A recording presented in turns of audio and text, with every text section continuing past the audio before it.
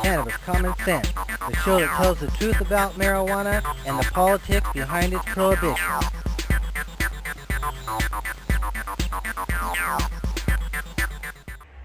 Hello and welcome to another exciting edition of Cannabis Common Sense.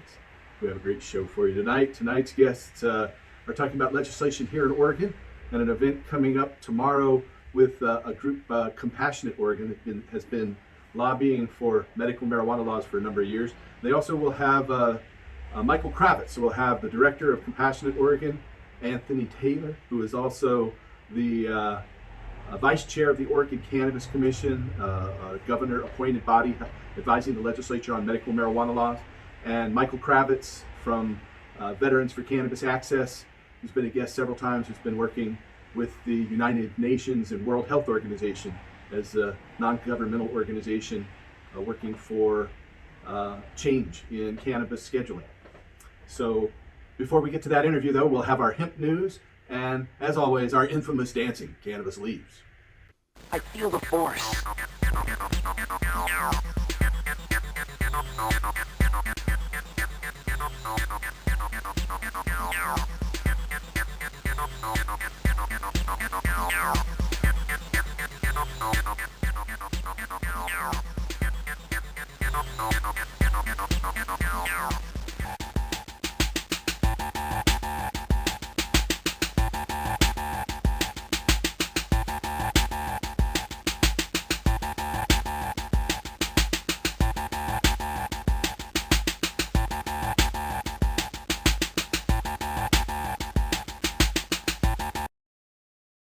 So 2020 was a momentous year for marijuana law reform, from a clean sweep of ballot initiative victories on Election Day to historic passage of the MORE Act in the U.S. House of Representatives. Never before have I been so confident that the end of prohibition is just around the corner on a national level here in the United States and on a global level. In order to turn that confidence into reality, however, we need to double down on our efforts and finish the job.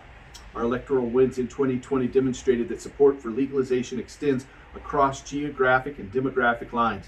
The success of these initiatives proves definitively that marijuana legalization is not exclusively a blue state issue, but an issue that's supported by a majority of all Americans, regardless of party politics.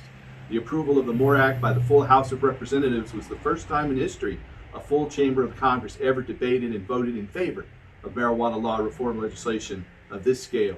That shows our political support is growing in tandem with public sentiment.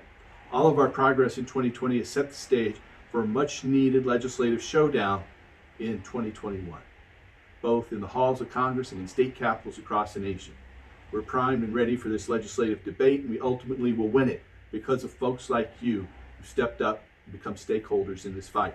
We already have legalization bills introduced or currently being debated in numerous states, such as Virginia, New York, Connecticut, and New Mexico, with even more states expected to join the discussion in coming days. So please contact your local, state, and federal lawmakers and urge them to pass bills to legalize cannabis and restore hemp. At the federal legislative level, newly installed Senate Majority Leader Chuck Schumer of New York reiterated on Monday this week that marijuana reform will be a legislative priority for his chamber as the session ramps up. In his first public policy comments on cannabis policy since Democrats reclaimed the majority and put him in the top leadership position, Schumer said federal marijuana law reform will be part of a racial justice agenda that lawmakers will pursue in the 117th Congress. It's a signal to advocates that the senator's pre-election commitments to advancing legalization were not simply political bluster. Schumer said that when it comes to marijuana reform, the issue intersects with both racial and economic justice. He told MSNBC's Rachel Maddow on Monday, quote, "A young man is arrested with a small amount of marijuana in his pocket. He has a criminal record for the rest of his life and can't become a productive citizen. This one won't hire him, that one won't hire him. Change that. There's lots to do and we have to succeed," end quote, Leader Schumer said. The comments came in response to Maddow's prompt to list his top legislative priorities for the new year. Schumer first listed climate change, then included cannabis reform in his talk about economic and racial inequality, and concluded by discussing democracy and election reform. Leader Schumer said, quote, "Those are the three stools." While Schumer stopped short of explicitly calling for legalization in the news interview on Monday, the majority leader had previously made clear he's committed to advancing far-reaching reform under a Democratic majority. He said in October that he'd move to put his cannabis descheduling bill on the floor if Democrats secured enough seats to put him at the helm of the Senate, resigning anti-legalization Senator Mitch McConnell to that minority leadership position.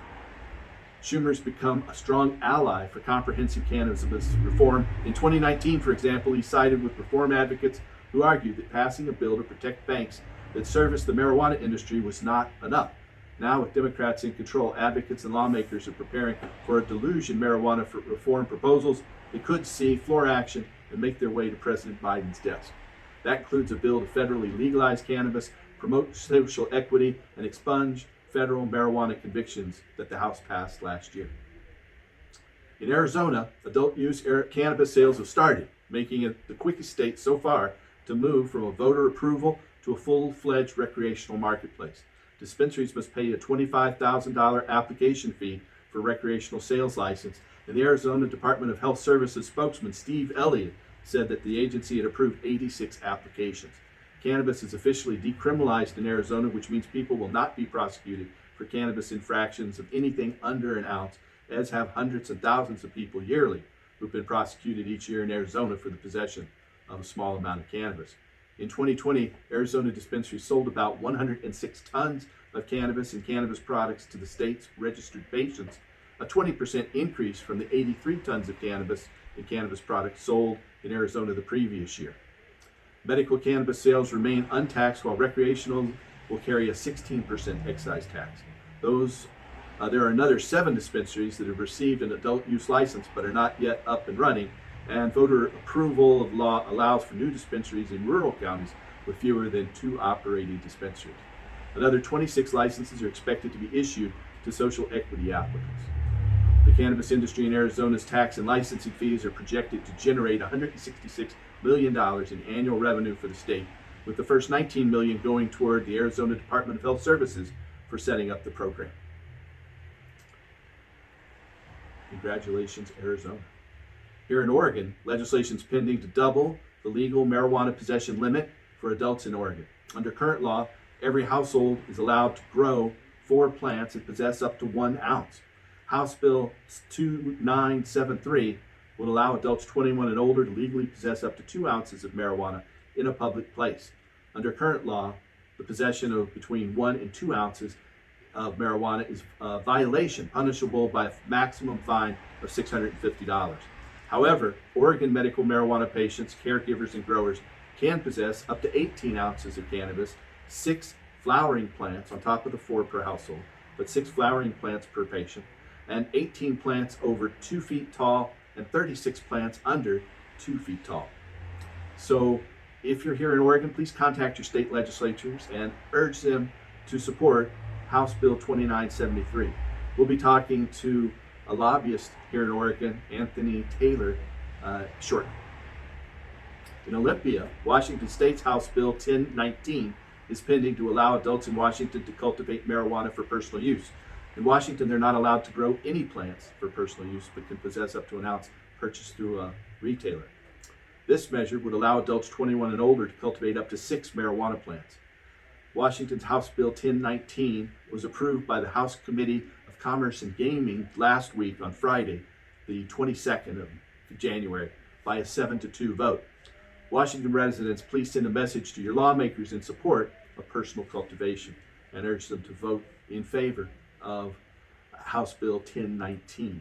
Washington residents also, the Senate Bill 5009 is pending to exempt medical marijuana from excise taxes. The measure would provide a tax exemption on medical marijuana purchased by registered medical marijuana patients from a licensed dispensary. Currently, there is no discount.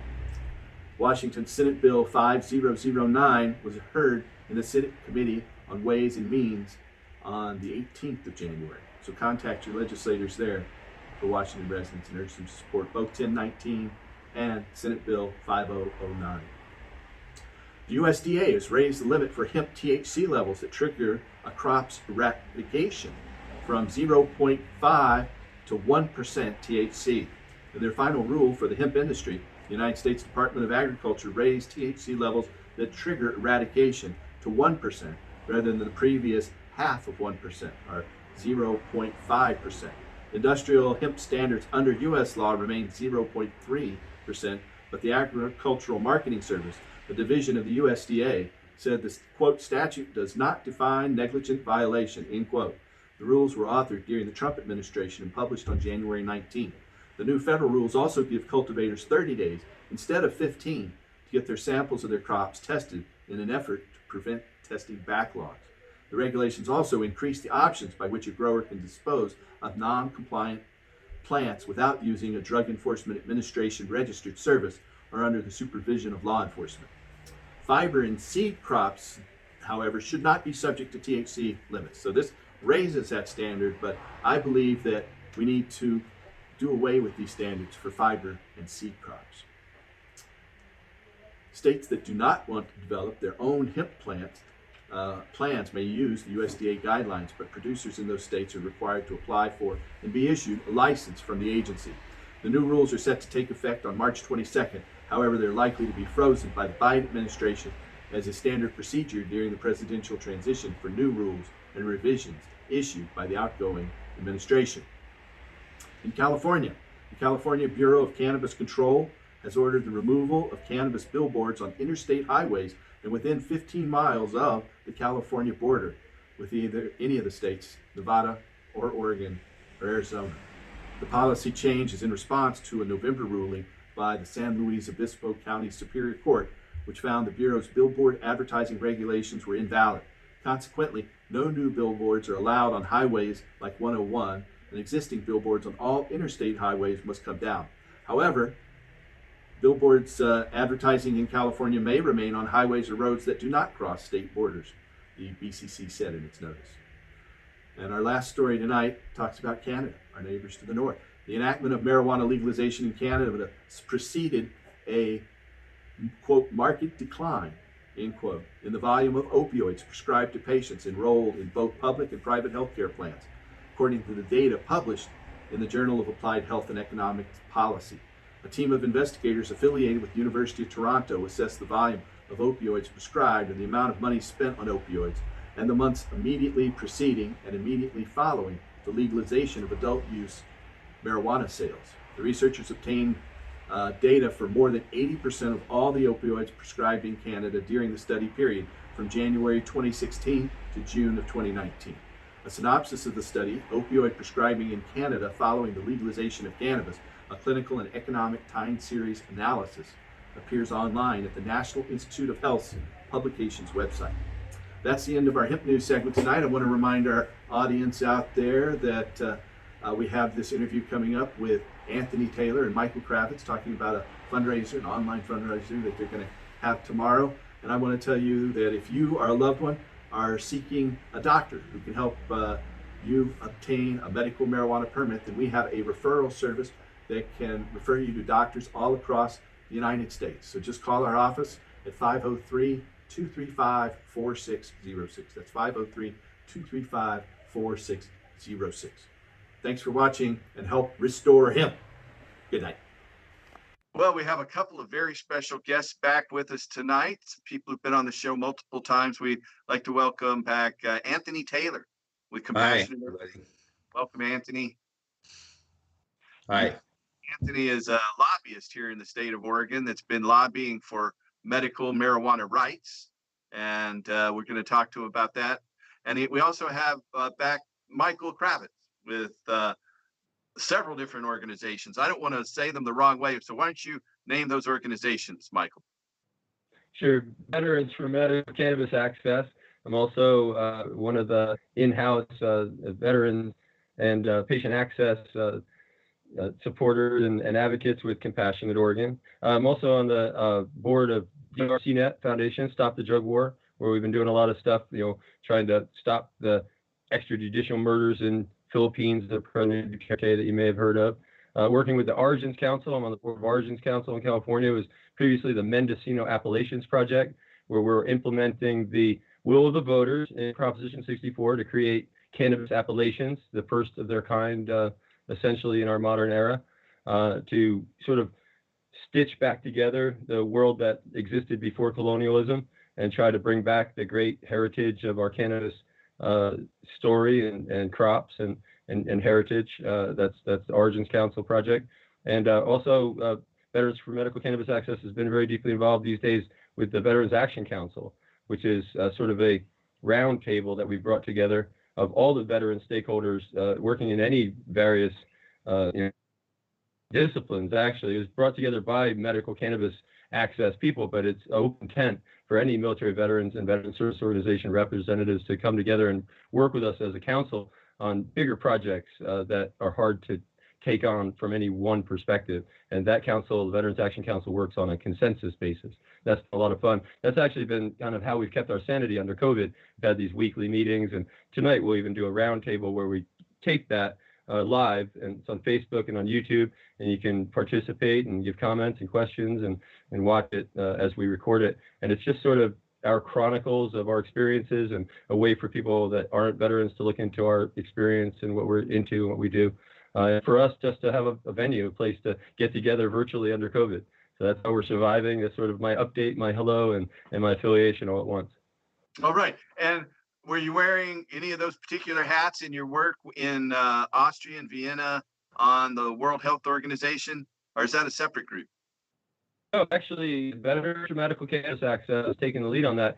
And it's been because we're a completely voluntary organization with no particular allegiance to any funders, anybody really, other than our conscience and the Constitution of the United States and a few other guiding principles like our mission. We've engaged basically the resources of the cannabis movement at large and sort of cherry picked, if you will, cannabis picked our best forces from around the world from the cannabis movement. So we have, groups like Fields of Green for All, that is one of our lead partners in our core team there in South Africa, Johannesburg, South Africa. You got NCOD, based out of Austria, Vienna, Austria. You've got DRC Net Foundation, like I said, is based out of the United States, Stop the Drug War. And all these organizations, including like MAPS, the Multidisciplinary Association for Psychedelic Studies, and also SSDP and others have joined us and have accreditation, meaning they have badges to get inside these UN meetings. And essentially, that's how we build our team. We have organizations that have taken the effort as an organization to become engaged and get badges and get in. And then we have individuals from the entire cannabis movement, cannabis culture, and cannabis industry that have sort of come through our funnel, our net that we set out. And I think it's a pretty good net. I firmly believe that if you ask anyone about cannabis international policy and you ask anyone connected to any cannabis movement in any country around the world, I think you'll find us more than 1 degree of separation away. And that's pretty cool and a pretty big effort. Our core team is basically me in USA, Kenzie Ribulet out of Barcelona, Spain, and then Farid Guichet out of Paris, France. I see. All right. And Anthony, tell our audience about Compassionate Oregonian. All right. Thanks, Paul. Thanks for the opportunity, and nice to see everybody. So Compassionate Oregon started out as a political action committee in 2013, and during that time, that's when the state of Oregon legalized dispensaries and for medical only, and we also added PTSD to the list of qualifying conditions. That was our first victory and our first session out. In 2015, well, let me back up. 2014, then, more work with the medical only dispensaries and making sure patient access was being uppermost in everyone's mind. And in 2015, after we legalized cannabis, our organization was instrumental in a lot of the negotiations to create the adult use regulatory structure, making sure that patients didn't get shut out completely.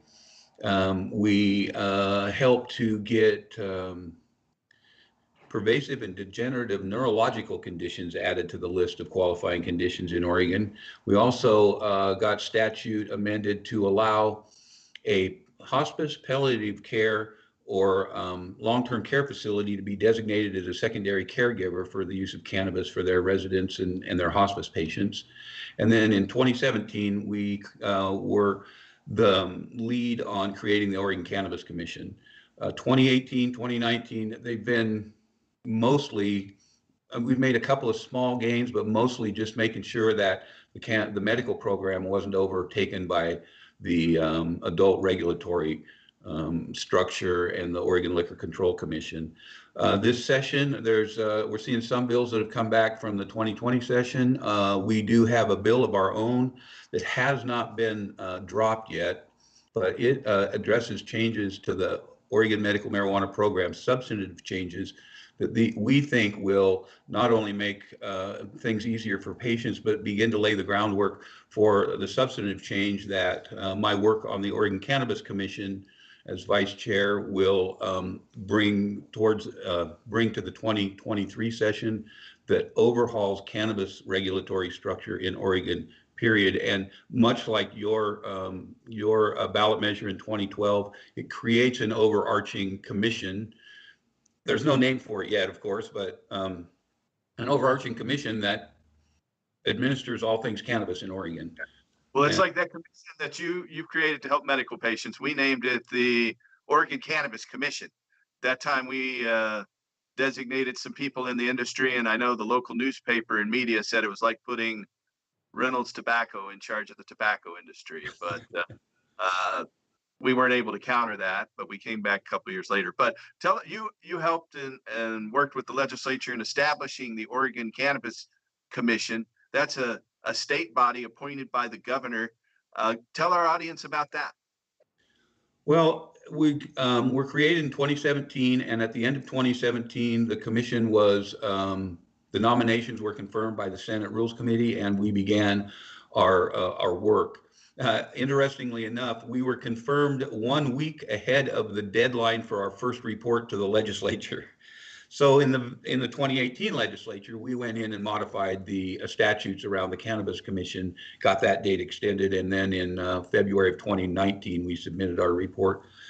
And we had a list of 18 recommendations, I think, all the way from how we fund cannabis to expanding the list of providers that can sign, creating a state reference lab. And as I was mentioning before, we really have put together, between the chair and myself and the standing subcommittees that we've created, put together a real solid vision, as we were asked to do by statute, for the medical cannabis program in the future. We're tasked to make sure that there's a long-term strategic plan for accessibility and affordability. So that's kind of been our guiding principle. And we really look forward to getting some of that accomplished. So you have an event coming up just tomorrow, I believe, as they're going to air here. I think this show, we're recording in advance, but it's going to play on the 29th. So on Saturday, the 30th, you and Michael have an online event you want to invite people to. You want to tell us about that? That's correct. Well, Michael's been on our advisory board for several years now, and we've been thrilled with the work he's been doing and watching it with anticipation, and the work that he's completed now, him and his teams, is just phenomenal. It's going to change the face of medical cannabis for sure. And so I invited him to be involved with an event where another board member and I will conduct an interview, and then there'll be a Q&A afterwards, and that is tomorrow morning, noon to 2. And you can go to our Facebook page or our website, compassionateoregon.org, and through Eventbrite, purchase a ticket and join us as we interview Michael, as you have done yourself, and turn the people on to the work that he's done and the impact it's going to have for all of us from here on out. Okay, who is the board of Compassionate Oregon? Just I know you and Michael. Well, Michael's on the advisory board. The actual board right now is Sarah Duff and Chelsea Hopkins and myself. But at our annual board meeting that we just had, we're adding 4 more board members, one from Bend, one from Eugene, one from the Roseburg area, and one from Southern Oregon. We have a female dominant board with only 2 members that are men. And then at that meeting, we're also going to discuss our legislative session strategy and things of that nature. And we really look forward to coming into the 2021 session strong. We are bringing Judy Gregg on board, and with her help and Michael and I's help as veterans, we're going to work on veterans issues. And we've talked about creating a medical review board for veterans so they don't have to have their physician sign. We don't know quite how that'll work out yet, but we've also talked about um, getting cannabis into the prisons. The groundwork is laid. Right now, they can use medical cannabis with a card, whether they're on diversion or post-prison supervision. Now we just need to take the next step and get it into the prison. So we're really excited about our coming year and look forward to it. There was just a ruling a couple of weeks ago in New Mexico that incarcerated medical marijuana patients in New Mexico can use medical marijuana. So I think that's the first time I heard that adjudicated. Are there any other cases that either one of you know about? Well, I don't know of any other ones, but the interesting thing about, and what makes it a little bit tricky going forward, is the person in the New Mexico case was under house arrest. He was not incarcerated within the walls of a prison. So I think, but the groundwork is laid. The Supreme Court said, yeah, you have to follow the law. And so we're excited about that. And of course, we'll use that as, in support of pushing our goal forward. Yeah. Last week we had Ben Dronkers from the Netherlands on, and the Netherlands allows patients or just even prisoner actually in the Netherlands can use cannabis while incarcerated. So I don't know if there are other countries that allow that. Do you know anything about that, Michael? Yeah, it's funny thinking back to Grant Krieger. You remember Grant Krieger? Yeah. Yeah, it's just the kind of things that I've managed to somehow witness in my purview, over the years as an activist. Sure, I'm sure our audience doesn't remember Grant. Tell our audience who Grant is. Sure. So, yeah, Grant, I just happened to be in the Netherlands and just happened to be going to see a doctor at the same time that Grant was going to see the same doctor. I was going to see a doctor because I was on a big tour of Europe and wanted to have a local doctor. My friend said, "Hey, you can see my doctor," and Grant's going over there, so I went all with them in the same car. Didn't even connect it yet. It's so funny. Didn't even connect. This was 1996, and they had this new medical cannabis program just like we did in California, and I didn't even know about theirs. I knew a lot about ours. I'd been working on it, but I didn't know really much about theirs. And I wound up getting a prescription for cannabis at the same time that Grant did. But Grant, the reason why it came up in my mind immediately was he had a big protest in mind. He had a prescription and he had his official, it was Mary Farm cannabis, I think at that time. And he had his container and he was going to head back to Canada with it. And somebody came up to him like the day before he was getting ready to leave with big bags of leaf and convinced him to take that with him as well. It would make a big impact there. He was going to, sign this right on his customs form that this was his medicine, make a big splash in the media when he got back to Canada, except for one thing. Somebody went over to the airport and asked for the Canadian guy with all the marijuana that was heading home a day early. They had the wrong date on their press material somehow and went to the airport the day early. So when Grant showed up on the proper day for his flight, they arrested him and he wound up spending time in the Dutch jail. And indeed, they let him have his cannabis. If I remember correctly, they did. It's a long story for just that, but it's the kind of outliers. That Israel, as I understand it, is even experimenting with using cannabis in the field with military veterans in the field. Military active duty. In the field of combat, trying to ease off the damage done from like a traumatic brain injury, for example. Trying to use cannabis in those kind of applications. That's smart. And in prison, administering cannabis as a medicine versus what? Versus having someone that's in pain or suffering from their post-traumatic stress and not sleeping, or whatever the symptoms are that they're relieving with cannabis. That's what they're dealing with now as prison guards, as a prison institution. I would hope that they would see this in the light that it is, maybe a hassle reduced instead of a hassle added to their life. But prisons have been notorious about staying, on label. Like if there's some very tight way to look at the medicine being prescribed, that's the way they'll look at it. In other words, the off-label use of different medications that you might get liberally from a doctor outside. Sometimes when you go inside the prison, I've heard many stories where, it was much harder to get those prescriptions. They were tapered down, tailored, or in some cases just eliminated. Pain medication, probably the biggest on the list. So I'd be concerned about that. But that's something, and the same thing as far as thresholds or frontiers for us.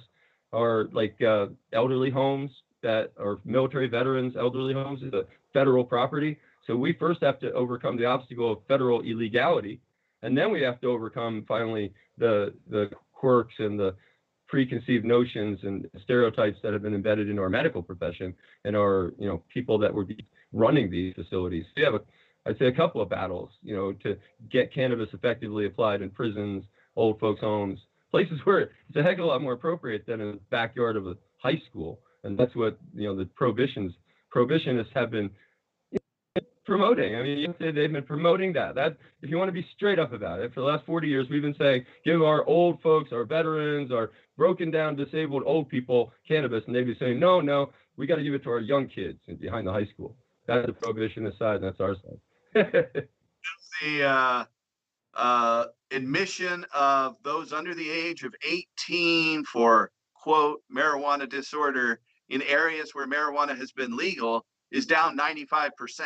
So it's exactly the opposite of what we've been told all these years, that, it's going to send the wrong message to kids. No, being honest sends the right message to kids. And so it does just the opposite. If you don't mind, Paul, I had something to add to our Oregon conversation, if you don't mind. Please. So it just strikes me that we were talking, I was listening to you give off the great accomplishments of an organization over the last few years, and I've been very proud to be part of that. I just want to give people a little bit of context of how I came to be working with an Oregon organization. I don't want people to give the idea that coming from Virginia, I've joined and worked with organizations all across the country, because I haven't really. I've worked in just a few select places. Oregon happens to be a very special one to my heart. And I realized as I was listening to you talking to me that most of what I've accomplished out there is sort of prehistory now. But the biggest one was the national effort that we took on to add and to make sure that post-traumatic stress was included as a qualifying condition under state medical marijuana laws. Our effort was based on New Mexico and California, which were the only two that had the qualification when we started. But the effort started, the national effort that was very successful and now is completed with virtually every modern medical cannabis program having post-traumatic stress as a qualifying condition. It started in Oregon. And Lee Berger and Nurse Ed had been working for a few years already to try to add a whole package of psychiatric conditions. And I came in with Al Byrne and Johnny Evans from Michigan, Al Byrne from Virginia as well, sort of a core team that had looked at this with maybe combined 50 years or so of experience. Looked at this and determined that this was what we're going to do. This was not pain, not traumatic brain injury, not cancer treatment, not whatever we work on. Post-traumatic stress and qualifying conditions will be our front burner issue. We're going to take on the American Psychiatric Association. Whoever gets in our way, we feel like the evidence is in our hand, strong enough to support that. We're going to do it, and we're going to do it as a veterans issue.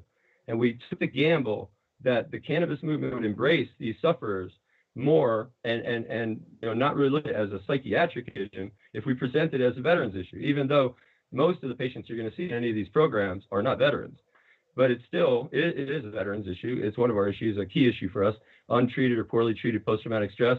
I think maybe contributing factor to the out of control numbers of suicide that we have in our veteran population. So yeah, it's very relevant to us, but it's also a case where there was virtually no treatments available, only a couple of FDA-approved medicines available, and those are black box suicide warning label medicines that we would be replacing by getting more people to use cannabis, number one. And number two, like I said, we had ample evidence to show that it was a good idea, that supported this idea. It wasn't far-fetched at all to think that people would get good results. And knock on wood, all across the country, that's what we've had for 10 years is good results. But we did. We came into Oregon, we put it in as a veterans issue, and it went through and was able to be passed, and started a trend that we then brought to Washington State and other states, 27, 28, 29, 30 states later, almost 28 states, 29 states later, here we are. And then the other thing, I remember we worked on Measure 74, and can you imagine what would have happened if the world be different? In Oregon, when we tried to regulate medical cannabis and actually create a regulated market for medical cannabis through Measure 74, and that failed.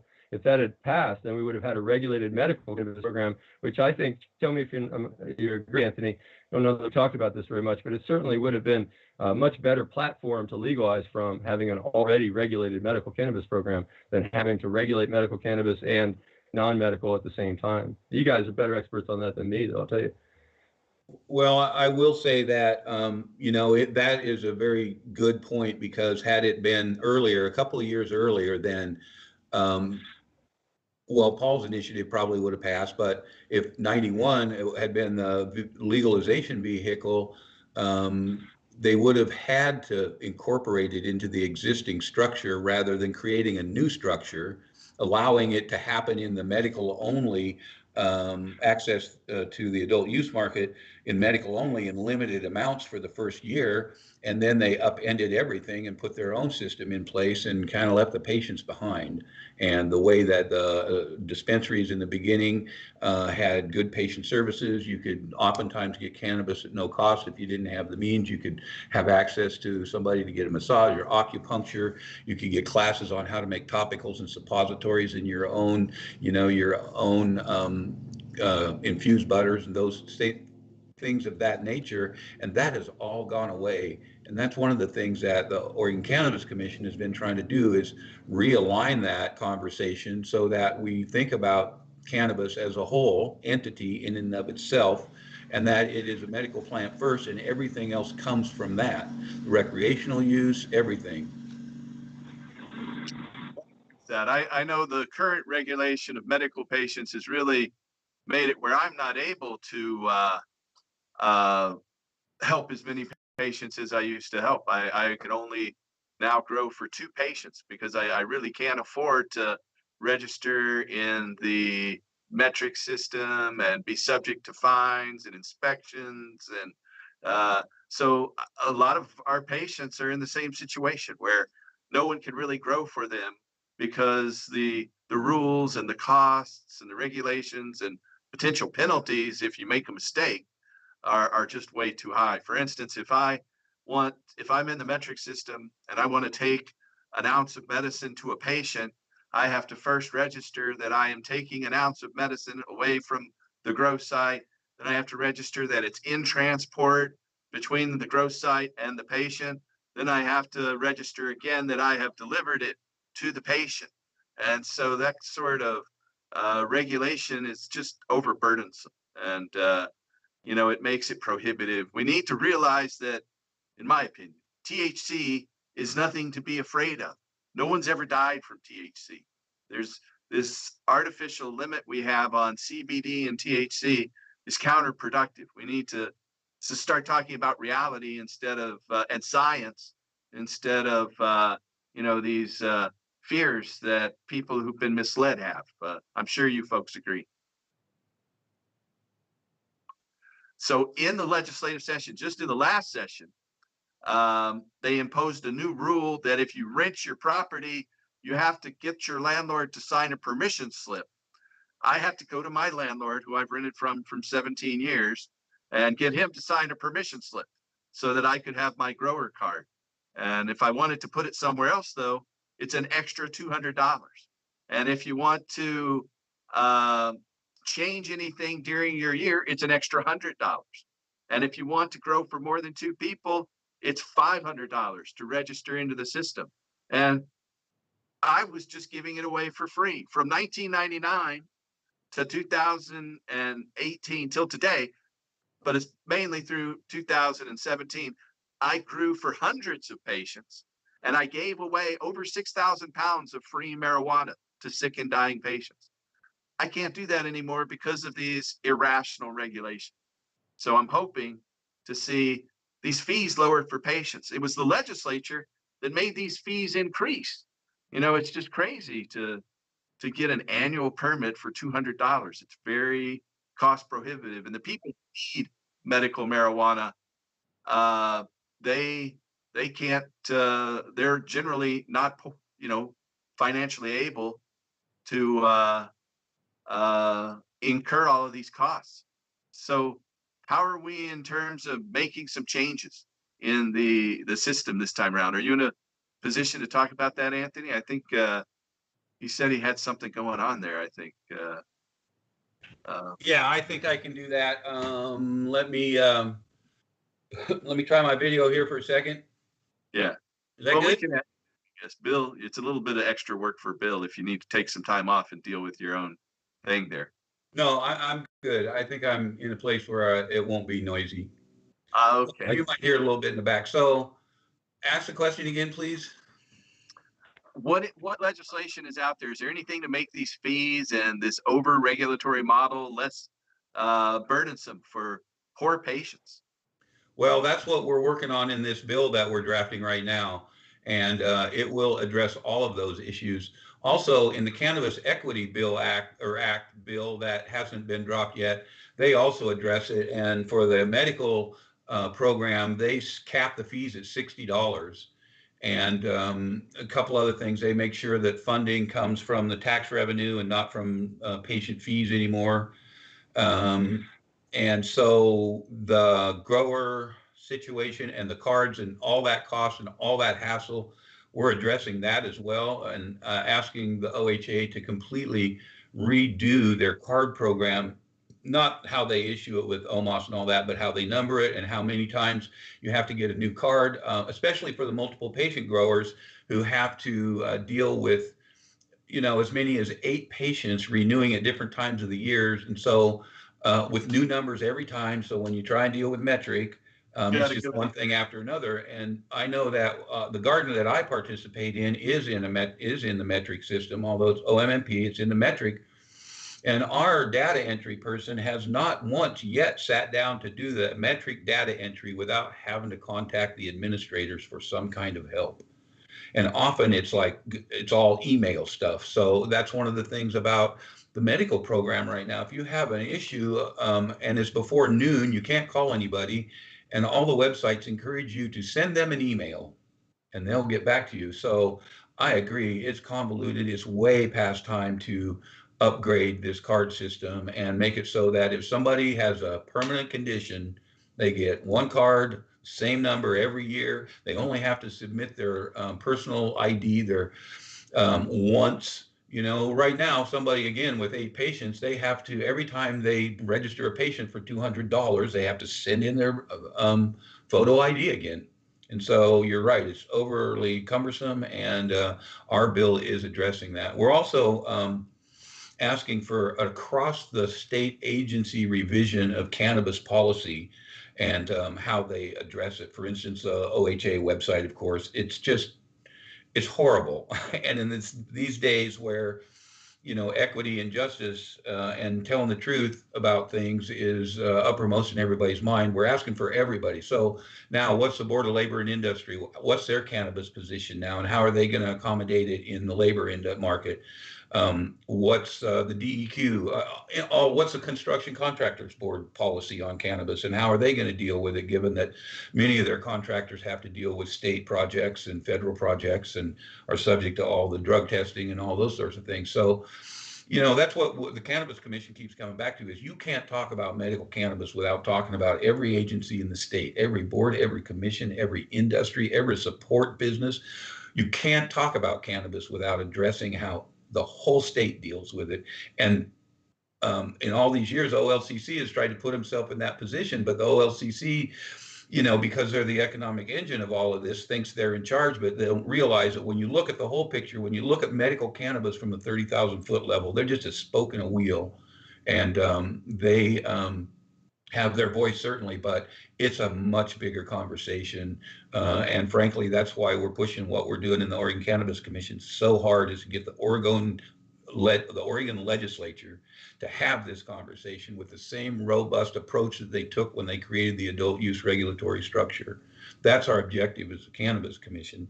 And we really hope that we can get, we're in our last year of our first term. So we're in the 4th quarter, and the clock is ticking. So we're excited about the work, but it's not going to be easy. For instance, one of the bills right now is the Oregon Liquor Control Commission is asking to have their name changed to the Oregon Liquor and Cannabis Commission. And I can't imagine why they would do that, considering we already have a Cannabis Commission. And to that point, it's been discussed that we really do need an Oregon Cannabis Commission that oversees cannabis as a whole. And our commission, I bet you they would be willing to give up the name of the Oregon Cannabis Commission to make that happen. So we'll see how it plays out in the next session and the coming year. So for our audience, I just want to say that Anthony Taylor is a representative of a lobbying organization on behalf of patients, Compassionate Oregonian, and on this board that represents medical patients is the vice chair, the Oregon Cannabis Commission. And your job in that is to advise the legislature about how to reform the medical marijuana program. But That's tomorrow, correct. on the 30th, there is a fundraiser event and an informational event for patients where you can ask Anthony and Michael Kravitz questions. You can do that online. Would you tell our audience a little bit more about that event? Sure. Well, as you said, Michael's been on our board for a number of years, and we're just really excited to have a chance to bring him before the people in Oregon to let everybody get a glimpse of the effects of the future, frankly, of medical cannabis now that him and his teams have managed to get the UN to reschedule. So that event will be tomorrow morning, noon to 2, tomorrow afternoon, noon to 2. You can go to compassionateoregon.org or Compassionate Oregon's Facebook, and there's a link to Eventbrite, and you can go there and purchase your ticket. They'll give you the code to get into the meeting, and I think it's just going to be wonderfully informative for anybody that has, frankly, anything to do with cannabis, any doctors, physicians, lawyers, legislators. So, yeah, we're really excited, looking forward to it. All right. Well, I certainly hope that is a success. So, Michael, you're there in Virginia, kind of the neighbor of Washington, D.C. What kind of veterans changes are there in lieu in the legislature now that we have a 50-50 Senate? Have you heard any word about how the MORE Act might be pushed through, or veterans' rights in cannabis are affected at the federal level? Hey, before we move on to that question, I just want to wrap back to Anthony, and just second what he said, and add this is a fundraiser. So I'm really glad to be able to participate, and hopefully being able to have a sort of a backstage pass to what's going on in history, be able to talk to those directly that can have an impact both inside Oregon, but as well nationally and even internationally. This is kind of an opportunity to do that and show your support for the great work that Anthony and everybody in Compassion Oregon has been doing, which is really important work of protecting medicinal cannabis access under the weight of adult regulated legal access. I think that's really important work. Just want everybody to know that that's a fundraiser, and even if you're not going to attend, throw down a couple of Eventbrite tickets and participate, and let us know that you're there so we can thank you. But anyway, it's funny. I was thinking as you were talking about all this other stuff. Usually my work in Virginia or my work at the national level is almost a footnote, not very interesting to talk about, nothing really happening there. That's not the case anymore, is it? A little bit going on in DC. You might have even seen it on the news, a little, fanfare that's unusual. But anyway, without getting mired in the craziness of our times, Virginia has really, the Virginia legislature went completely Democrat control. And I guess they had legislation that was sitting for 40 or 50 years, like the ERA got passed, right? It's been sitting there literally waiting to have a hearing for 45 years or whatever. So was decriminalization of marijuana. The 1978 Senate in Virginia decided that marijuana should be decriminalized, and it took. Ready? Ready. Okay. Yeah, sorry about getting disconnected, folks. That's what it's about, living in the mountains. But what I was talking about was the Virginia legislature is now picking up this effort that is really ongoing for over a year already, that decriminalization could be seen as part of, and all these studies and other discussions part of actually creating a legal regulated access program in Virginia. We already have a medical cannabis program that it has limited options, but it is a full program now. That was also legislation that went through the legislature last year, last session. So this session, legalization is on the table, and for all it looks like, it'll actually pass. And if folks are interested a little bit in Virginia and want to just pick out one thing to look at, I would highly recommend pulling up on YouTube the governor's statement in his State of the Union speech about cannabis. And I was watching the State of the Union speech hoping that maybe he might talk about cannabis. That with all the stuff going on, it's a really crazy year, COVID and everything else. I didn't really expect him to spend much time on it, but he did. And he went into detail. And actually, from his perspective, what he said about Harry Anslinger and the history of this, the racism embedded in it, and how we need to correct this, was better than anything that I've ever said out there on the speaking trail. Really, I give him high points for capturing the essence of arguments that aren't that easy to catch. You have to really learn a lot of stuff to be able to speak the way he did so well, and I thought it was just fantastic. And then at the federal level, wow, there you go. That's really something else. Because of without getting into the mire of the last couple of weeks and the last 4 years, it's supposed to say that as a result of all that craziness, the Democrats took control of the Senate. We got the 2 seats in the Georgia runoffs went to the Democrats instead of what probably presumably would have gone to the Republicans, thus giving the Democrat control. Margin, they have to win by having every single Democrat seat, and then they have to have the vice president break the tie to actually win. But that gives them power to have hearings and do stuff that we have not been able to do before in the Senate. Yeah, if it's a strictly partisan vote. I think on marijuana legalization, there are some Republicans that'll come along on that, don't you? I hope so. That also is something that is going to be very interesting to watch, because the bill that was on the floor that just had historic passage of the House, first bill to pass out of the Congress, was the MORE Act, which is then Senator Kamala Harris's bill, which is now Vice President Kamala Harris. So that seems to certainly be something that would be of interest to the administration, the Congress, to work on that bill particularly. But there are other bills on legalization that might be more appealing to Republicans. So it's hard to say what will actually come out of this process in the Congress. But it seems marijuana legalization, cannabis regulation, might actually come out of this Congress. That's amazing. And then on the other side, there's so stuff that you could say. I mean, now President Biden had a bad history, honestly, with the drug policy reform movement. We had good reason not to like him, but we voted for him, basically for the reasons that, are still in that mire that I didn't want to talk about before. And the situation at hand is that now we have a president who is really, doing a lot of things already, picking Kamala Harris, for example, as his vice president. These are things that, definitely cozy up to us as a cannabis movement and make us feel more comfortable. If he does what he said he was going to do, which is work strongly on executive action to reschedule cannabis and do that right, that might actually help as well. I think he was thinking about Schedule 2, and that would have been all that was available to you before. But now with the change that we've done in the international law, that may change that arithmetic and give the president more options under the law, under our own Controlled Substances Act, based on the treaty and a treaty clause in our Controlled Substances Act. The president may have greater opportunities to, look at Schedule 3 or Schedule 4 or Schedule 5.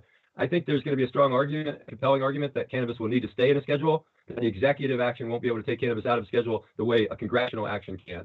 But nonetheless, that ceiling, that glass ceiling where we were at before, where only Schedule 1 and Schedule 2 were available to us in the U.S., should be shattered effectively when the notice, as I understand it, hasn't even come out yet from the United Nations that tells the member states, tells the countries that signed onto the treaty that the international law changed. So all this stuff that we've been talking about, everything is still almost future tense still. But that's coming to fruition pretty quickly. It should be just a matter of weeks now, hopefully, before our new presidential administration gets the official notice of the change in the classification. In short, that the United Nations now recognizes and the World Health Organization has accepted cannabis has medical value, well distinguished medical value, and that importantly, 2 things: one, that it's usable without negative consequences that are too severe. In other words, it has tolerable side effects and negative side effects. And 2, important for a lot of the process, is it provides relief that no other medicine in the entire inventory of our medicines in the world provides. And for the World Health Organization to say that is a big deal, and it's something that patients are being deprived of a medicine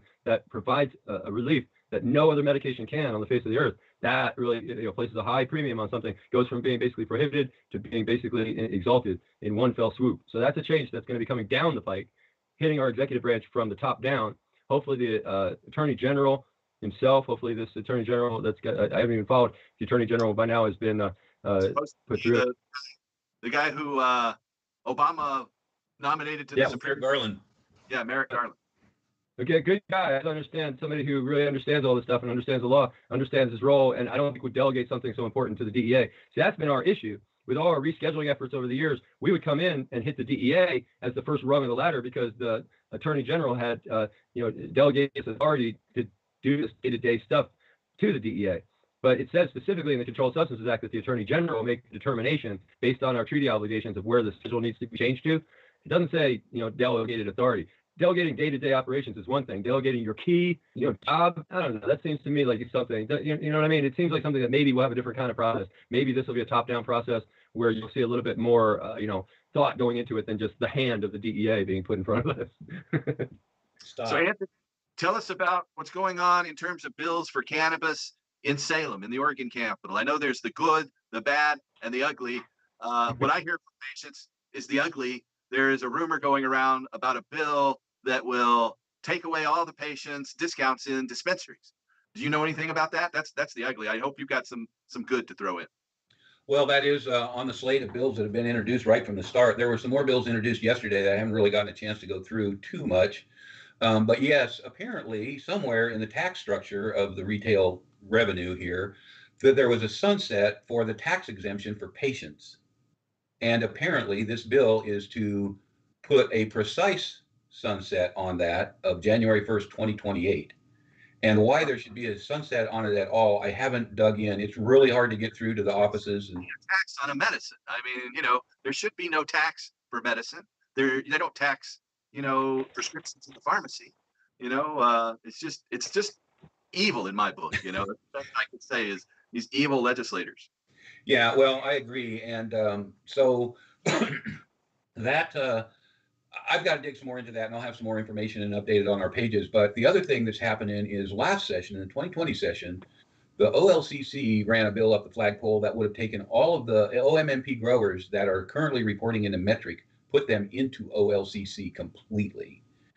This was a bill that was floated as a concept in 2019, but never made it to a bill because efforts behind the scenes managed to keep that from happening. But they managed to get a Republican Representative Bonham to introduce this concept in 2020, and it didn't get very far. But it's been reintroduced, and they, of course, will try and get it done in the long session. The second thing is they're trying to create a coalition of Revenue, Ag, OHA, OLCC, Governor's Office to come up with a solution of how to, create a actual body to deal with cannabis as a whole, which is what the Cannabis Commission is already tasked with doing, and they didn't include us in the main group. Let's see what else is happening. Again, the name change, but then there's some things. The representative from Ontario, Representative Owens, wants to be able to get more tax revenue, raise the tax from 3% to whatever they want to get more revenue. And some kind of cross-county border tax. I'm not sure, but we hit $1 billion in sales this year, but I don't think we could have done it without annexing Idaho. So the representatives from over there are, coming at the legislature wanting a bigger piece of the pie. Yeah, there's a move in Idaho to pass a constitutional amendment so they can't legalize marijuana. It's just kind of crazy. But we are out of time. We'll have to do this again some more. But give us a plug for your website, Michael, and how to reach you. And then Anthony, you do the same. And let's talk about your event tomorrow. One more time. Sure. Veterans for Medical Cannabis Access. We're on the web, of course, but the easiest place to find us is on Facebook. It's Facebook.USA/VMCA for Veterans for Medical Cannabis Access. And do a search on Facebook also for the Veterans Action Council, and you can check out our videos on the same name on YouTube. Easy to reach. Just drop us a note and chat, and we'll pick it up. Thanks so much, Paul, again for weighing in, and hopefully see you all at our fundraiser. And good to see you, Anthony. Yeah, it's good to see you too, Michael. Well, thanks again. Also, Paul, I really appreciate the opportunity. And our event starts tomorrow morning, noon to 2. It's an online event. You can find out information about it on our webpage at compassionateoregon.org and on our Facebook page, Compassionate Oregon. It's a pay-per-view event, and you can buy your tickets through Eventbrite, and you can get the link on both our Facebook and our webpage. And again, good to see you, Michael, and thanks, Paul. I really appreciate the opportunity. My pleasure. I want to thank you guys for coming on. Thank our audience for sticking with us. And remember to work to restore hemp. Good evening. Yes.